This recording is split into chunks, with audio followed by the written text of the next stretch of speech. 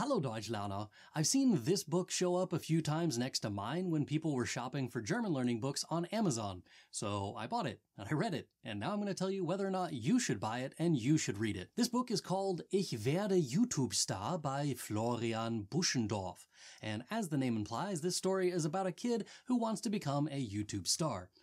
Good luck, kid. It's a lot more work than you probably think it is. Anyway, the story is set up in a school, and it's full of teenagers, and there's a bunch of kids who are, being kids. One of the kids in the story is a girl who makes, YouTube videos for makeup tutorials and that kind of thing. She's kind of a big deal on the internet.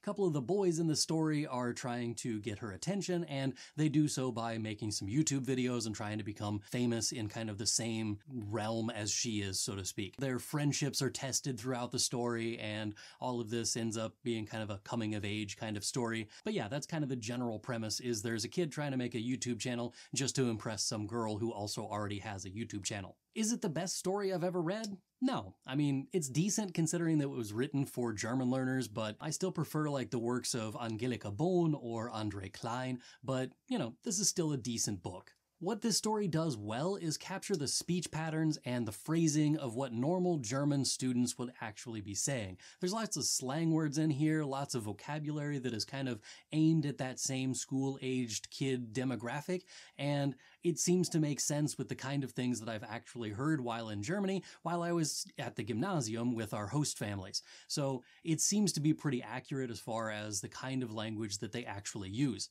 It's also set in a school, so there's lots of school-related vocabulary, which is great for expanding your German knowledge as well. What this story does really, really poorly, though, is make me care about any of the characters who are in it. I dislike pretty much every character in this entire book. They're shallow, uncharismatic people with no redeeming qualities. And even the ending where they were supposed to have this story where it comes together at the end and they became a better person and stuff, that didn't really happen. I don't want to spoil the ending for you, but it just wasn't as satisfying as what I was hoping for. It ended up making me just despise everyone in this book.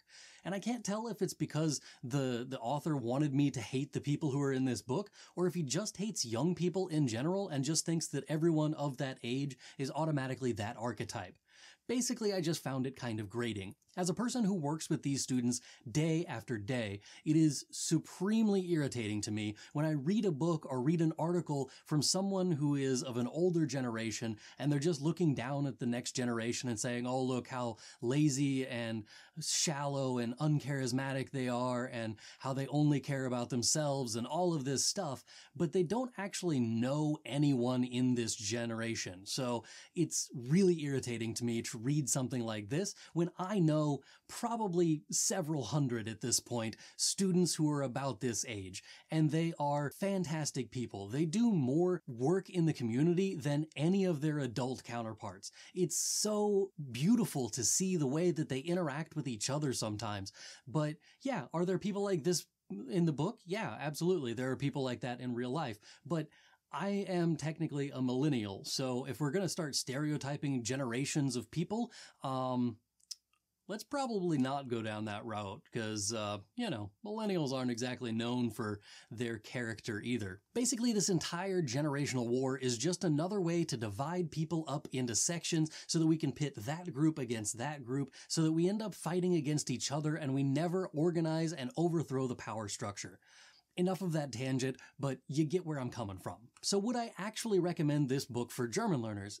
Actually, yeah, I would. It may not be my favorite German learning book, but the things that you can learn from it are important enough, and I think that you can make it through the terrible personalities in the book. I would probably give it 3 out of 5 bow ties.